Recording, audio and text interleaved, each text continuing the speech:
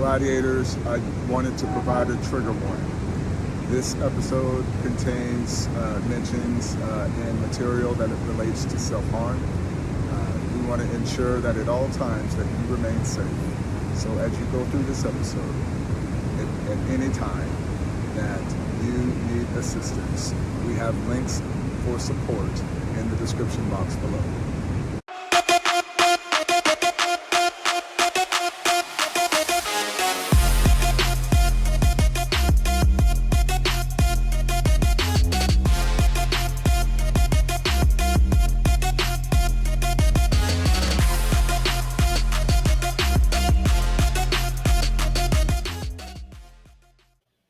Gladiators, welcome to another episode of the Colorful Voices podcast, where we amplify the stories, insights, and voices that bring about real change in our communities.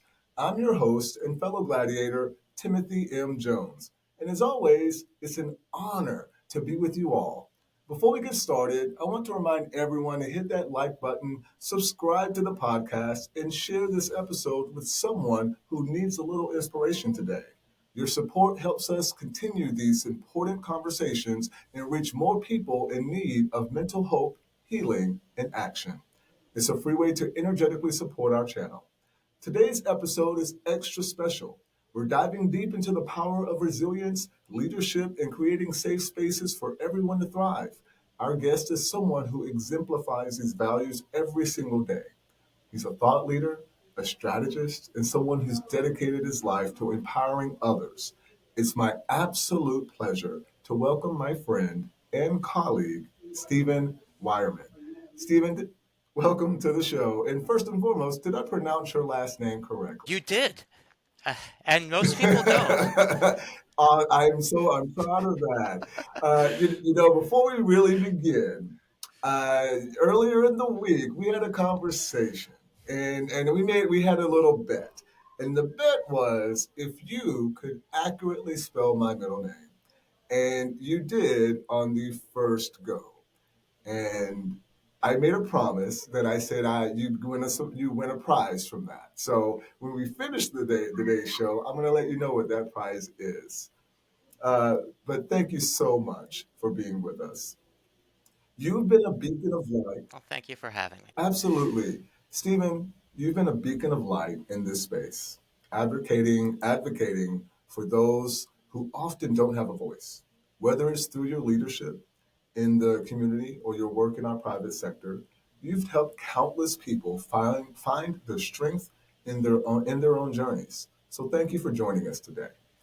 We're so excited to hear your story and dive into some powerful conversations. Now, gladiators, as we dive into today's episode, I encourage you to think about how you can be part of the solution, whether it's your own life, your community, or the wider world. And if you haven't already, don't forget to subscribe so you never miss an episode filled with stories that matter. So, King, I always like to say, like Back to the Future, let's start from the beginning. And I know that this is a deeply personal topic that we're getting into today. And I want to start by saying how much I appreciate your willingness to share. Could you talk about your friend's passing and what impact that had on you personally? Well, in high school, Rock was my best friend. We met either in drama club or in algebra class. I don't really remember which. It was a while ago. and we just really connected. And we were a bit of an odd couple. He was much more athletic, much more inclined to physical activity, and I tend to be more bookish. And but there was just something there. Um, he also ended up being the first person I ever came out to as a gay man, and he was the first person to ever come out to me as bisexual. And I knew that he had some struggles. I knew he had some very dark nights. There would be times when he'd be on the phone, and um, and I would just be on the phone late night with him because he needed to know someone was there for him. He just needed to know that there was someone that cared about him. Um, when we graduated high school, I went to college and he went into the National Guard. And we kind of lost track of each other for a while. We would talk on the phone every now and then. Mhm. But it was in 2001, actually in November of 2001, I got a call from a mutual friend who told me that they had heard he had died Mhm. and didn't have any details. And I went online. I was trying to find some information, and I left a voice message for his father, uh, saying something along the lines of, "I heard something terrible happen. Please call me back and let me know if Mhm. it's true." And just as I found the entry in the Social Security death index with his name on it, that was when the phone rang, and it was his Mhm. father. And it turned out that he, while serving in the National Guard, had shot himself. And it was back in Mhm. July. So, um, as devastating as it was, um, it was also complicated by the fact that I didn't get the usual sort of closure that a lot of people get when they lose a loved one. So I wasn't there for the funeral, but Thank you so, so much for just sharing with us so deeply the pain of losing someone so close. How did you cope, and how are you continuing to cope with the grief of losing someone so close that's unalike themselves? well, um, I have a couple of ways to answer that. One of them is I can be a bit of a workaholic and a studyaholic, and I can just throw myself into my studies. And at that time, I think that's what I did. Um, I was going on to grad school. Um, I, as you know, I have a master's in computer science and another in theology. That's a conversation Yes. for another time. But But yeah, throwing myself into work or study is a good triage approach because you need to do something. You need to keep moving. You need to keep working. Yeah. But it doesn't get to the deeper um, struggle, the Mhm. deeper pain. So, and I've always been someone who's very spiritually inclined, and there are spiritual practices such as meditation and chanting and um, affirmative prayer and that sort of thing, um, which have certainly helped sustain me and help me spiritually, emotionally, mentally, and physically. Um, and also, it's just really important um, when things aren't working, when you're not functional, to seek professional help when you need it. I have had therapists at various points in time, um, but even when finances don't allow for conventional therapy, there's always other ways. Um, there's online solutions that offer usually cheaper versions of therapy, and there's also you can always call 988 when you need to. Absolutely. And No, there's keep going, yeah. Stephen. Keep going. I was just going to say, and there is no Absolutely. shame in reaching out for help when you need help. Mental health is so stigmatized. And I may be getting ahead of things because you Yeah, sent me no, no, questions. you are flowing, King. This is a conversation, and we both have these experiences. No, keep on going because I love for our gladiators that you shared. My next question follow up was specific support systems and strategies that helped you through the time. You already went into that and shared that with our audience and listeners, and we appreciate that. And you also are when you say, "What do you wish more people understood?" That's the question. What do you wish more people understood about mental health? Listen, there is no shame. I agree. That is so beautiful to say. And by taking the time to grieve and to feel those pain, it's tough. Uh, and you need those supports. And so I'm really glad that you're getting into that. So please continue, my friend. One thing I wish people did understand about mental health is whatever you're going through, it's not your fault. And it's really important to understand that it's not your fault.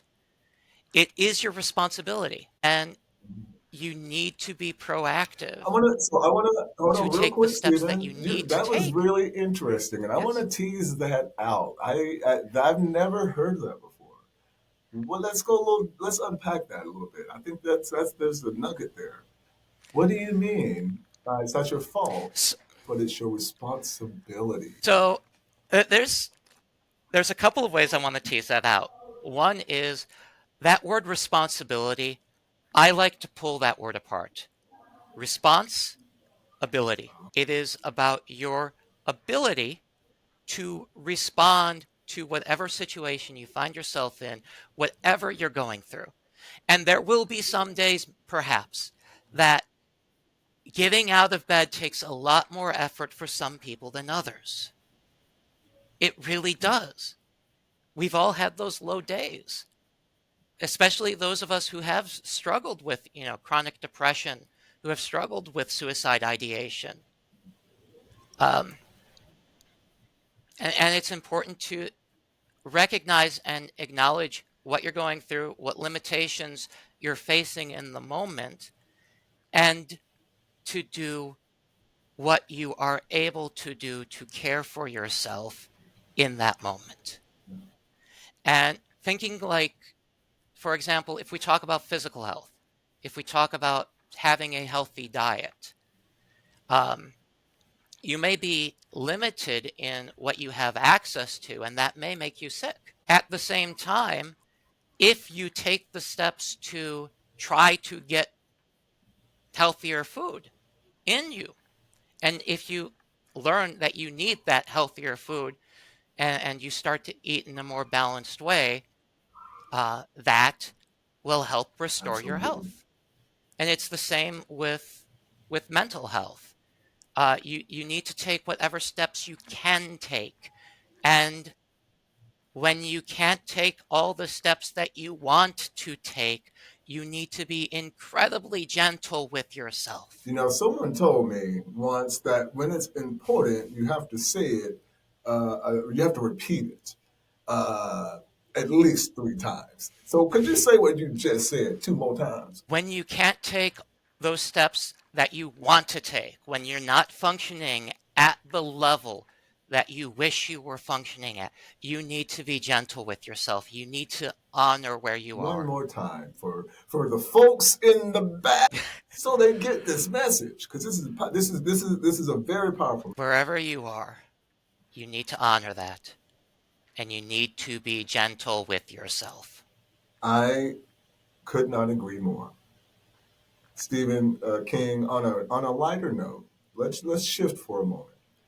What's your favorite color, and does it hold any particular meaning or memory? So, my favorite color has always from childhood been red.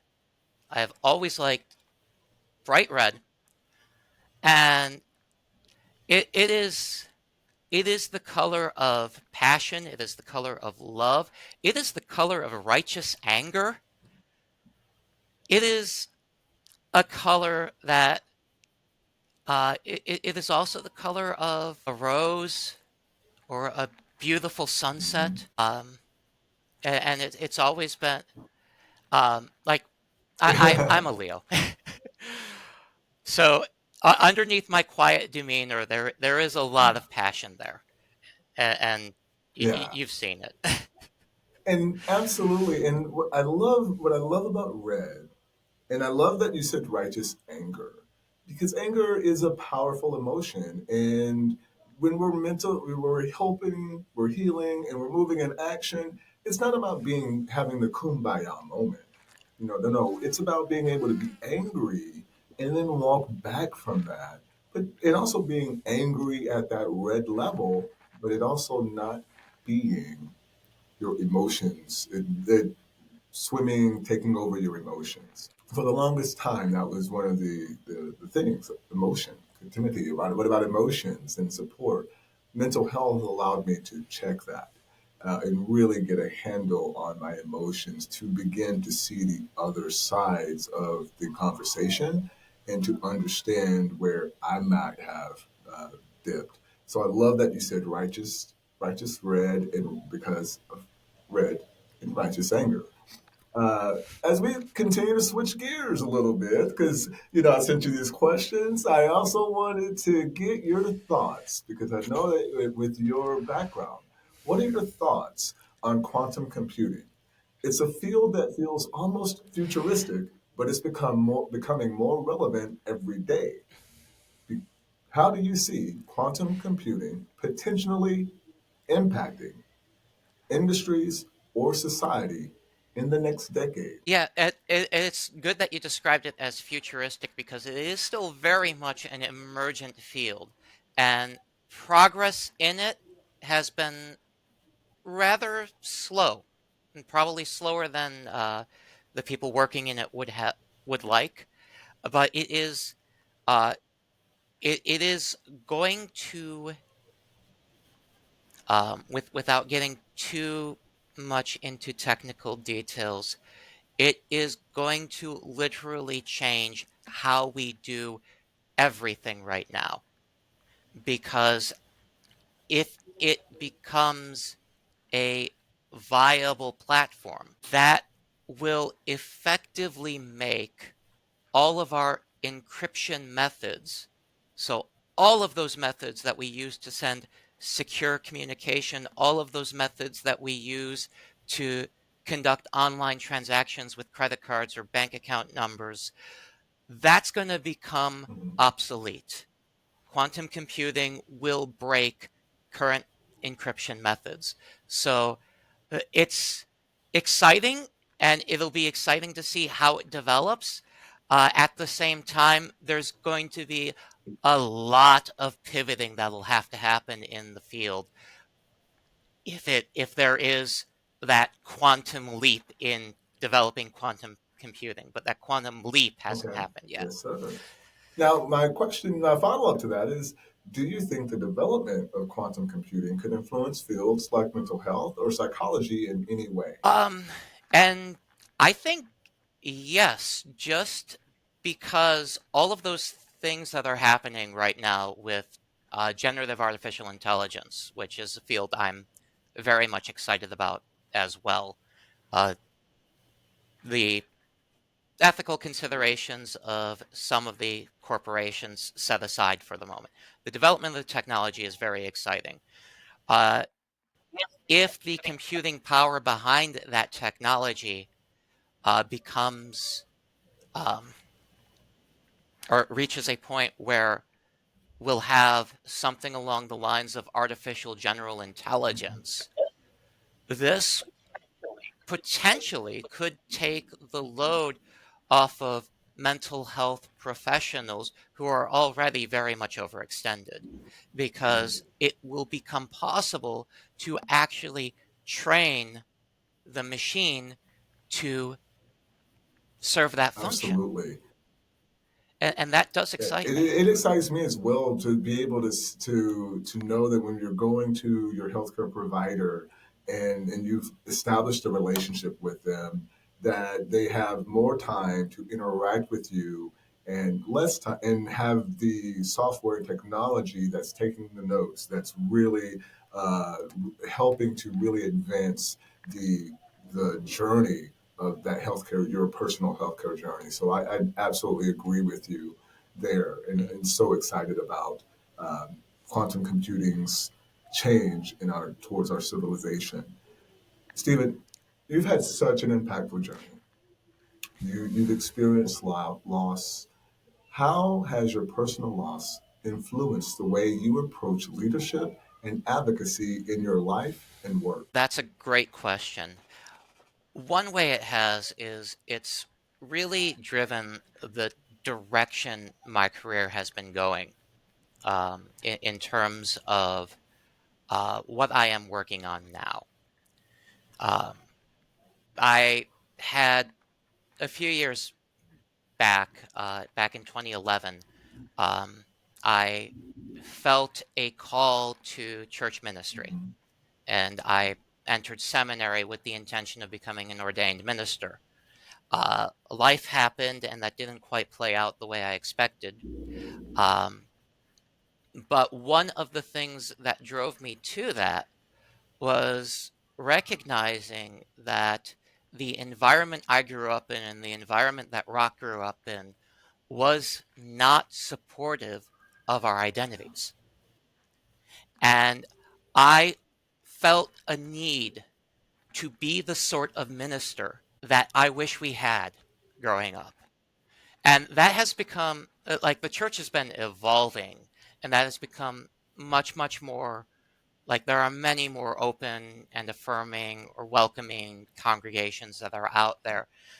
So for people who are, feeling a certain sense of loss, because growing up as I did in a very devout Catholic home, there was a lot of good there. There was a lot of good in the messaging there. God is love. God is always there for you. Those things I deeply hold true. I deeply believe. And at the same time, there was a lot of um, not so good things Absolutely. there, things that made me need to seek a different spiritual home. Um, so there are people who just leave the church, they're done with it, and for those people who that works for them, wonderful. But there's also people who were hurt by the church but still long for that sort of community, that sort of connection, that sort of ritual. Because I do think rituals are important whether or not you're spiritual. Absolutely. Um, so I'm thrilled with the growth that I've seen in the wider church, and the fact that more and more people can find homes and more people can find spiritual homes and safe havens. Outstanding. And my work is always trying to help advance that. I consider myself something of a spiritual nomad. Okay.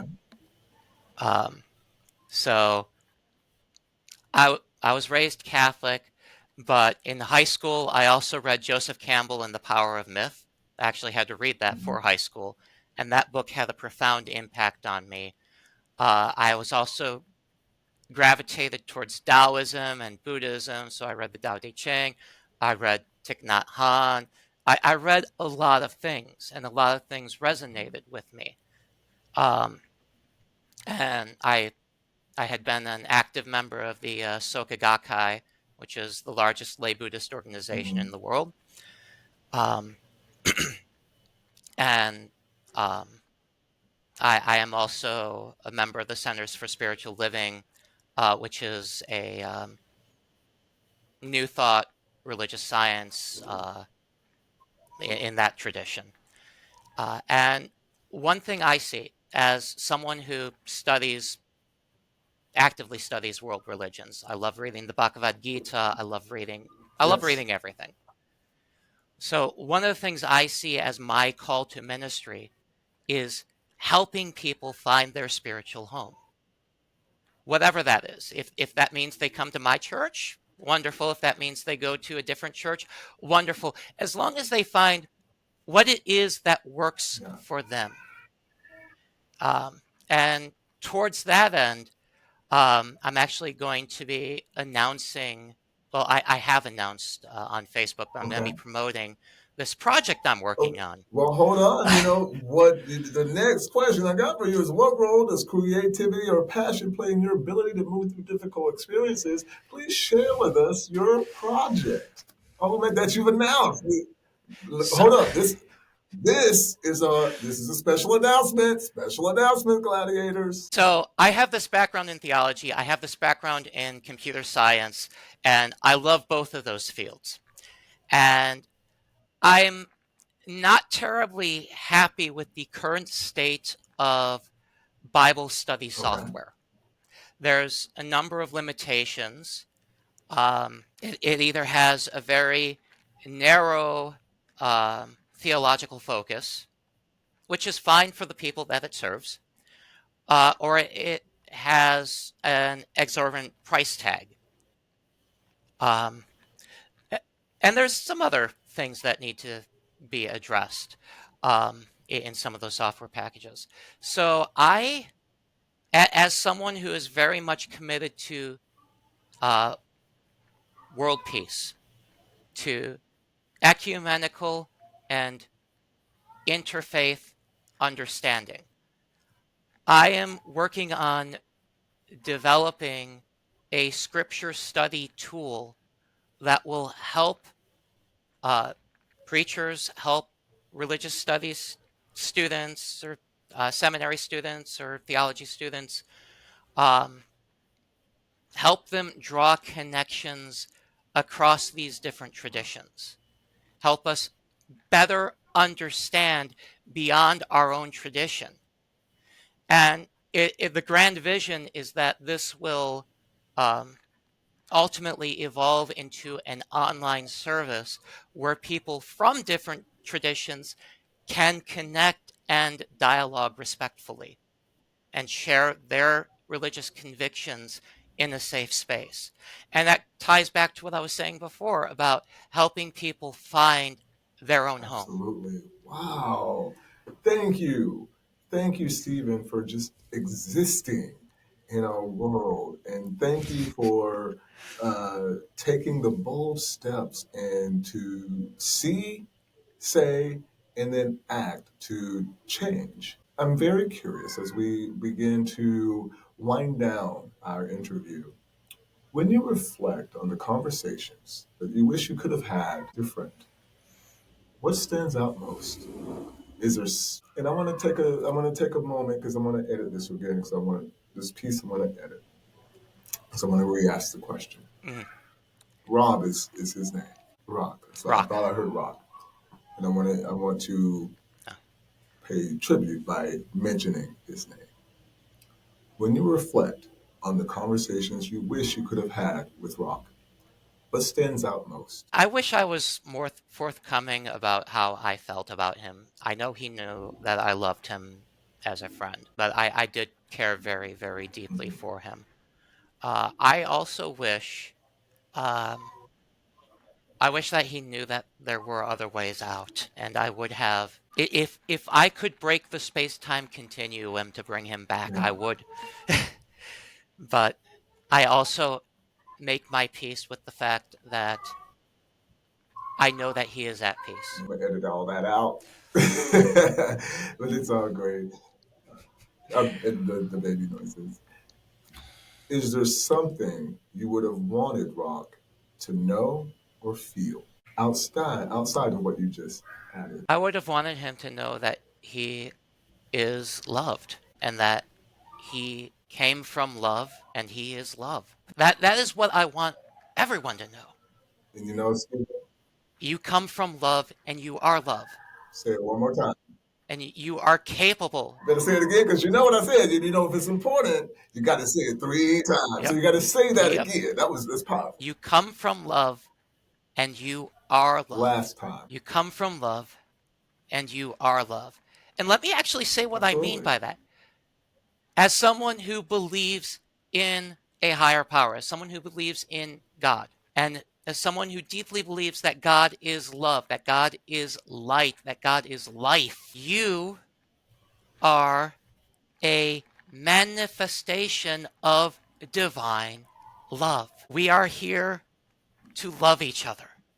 That is what it comes down to. This world where we are today, and we've had this conversation offline and off topic, I fully believe that we are in the greatest moment of our civilization and history because it is. We have never been in a place historically where we can do so much good that is really going to leap forward, and we need to do it together.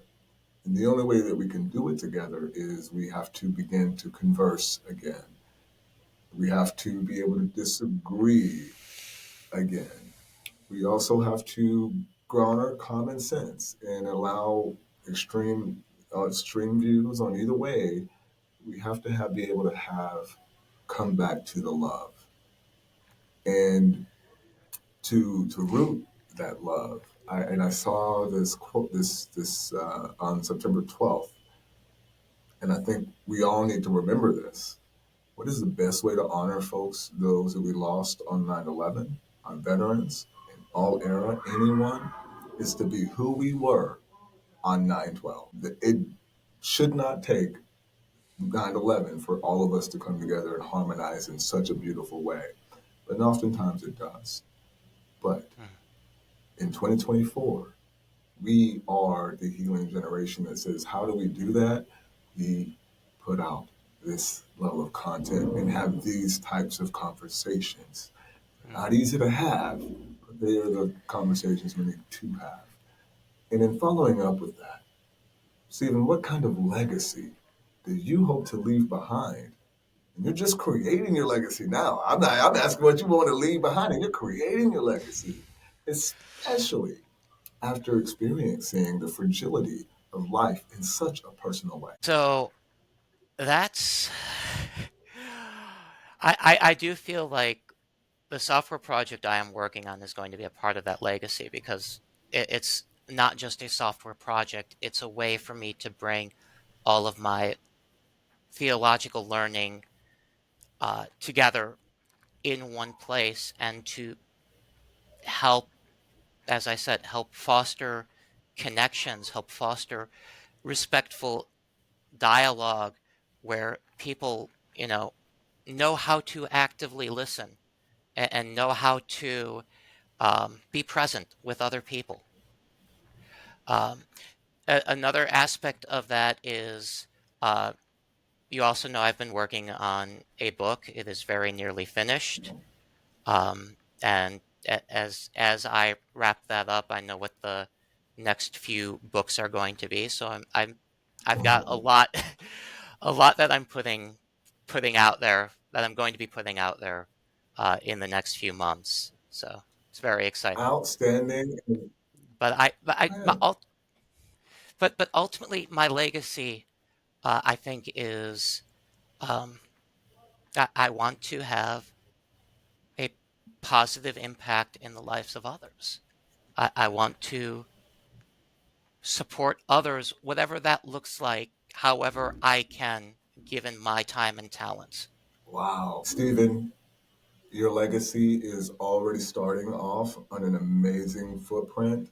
You have left an imprint on so many lives, positive lives, including my own, and you're already on your way to establishing your beautiful legacy. And I know that you touched on this earlier in the conversation, and I just want to re-bring it up a little bit, re-bring it up a little bit. Child, that's called edit.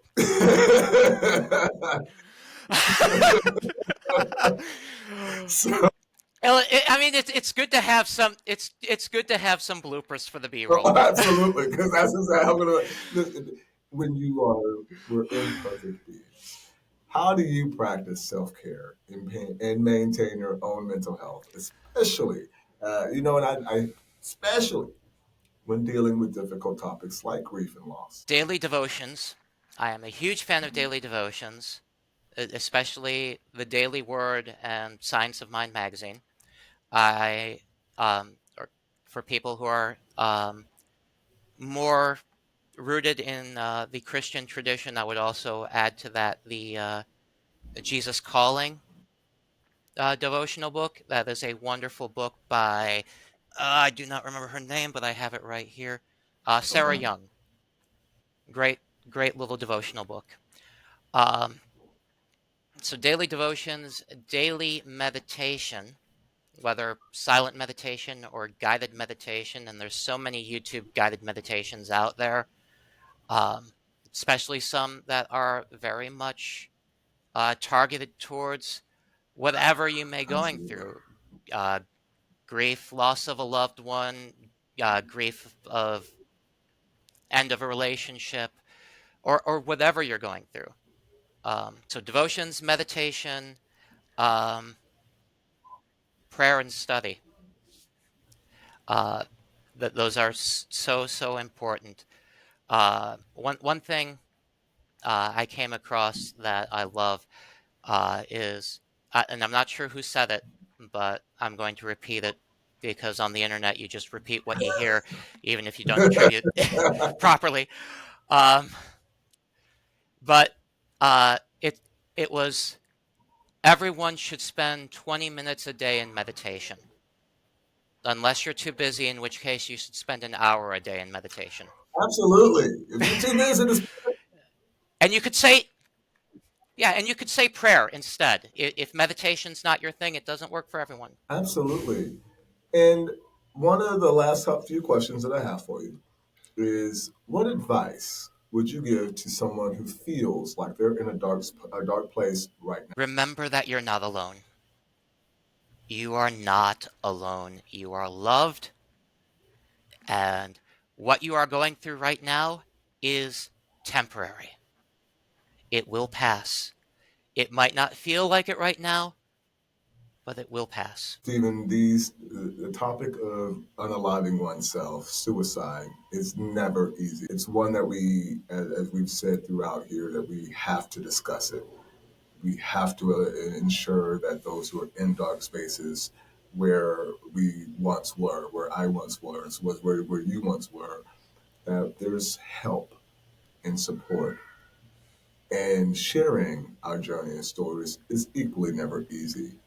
And I want to thank you again for coming to the Colorful Voices podcast, our platform to not only share your story and your history, but really shining a light on Rock. And what a beautiful light that he is and was and continues to be. You said a few things that I want to share with you that I heard. And what I heard was, in you wanted some of the conversations you wanted to have with Rock. Uh, you've had them with him.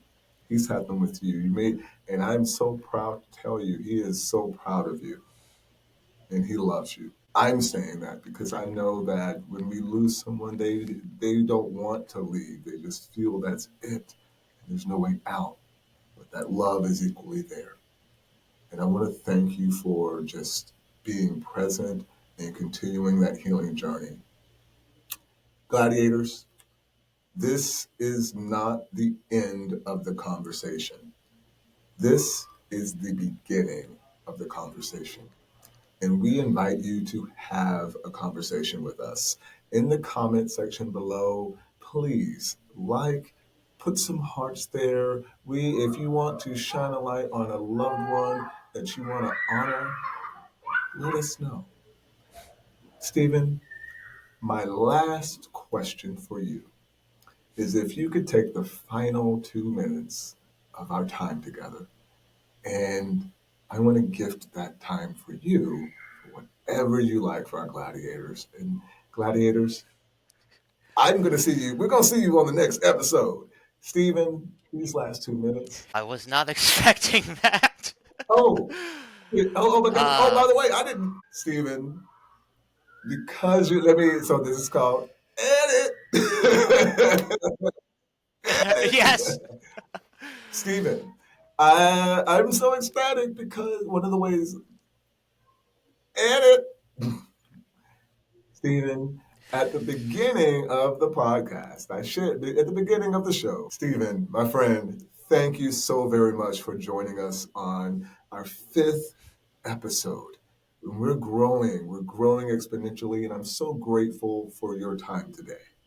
At the beginning of our show, I stated that because you not only got the spelling of my middle name correct, you got it correct on the first try. It's very, very noble.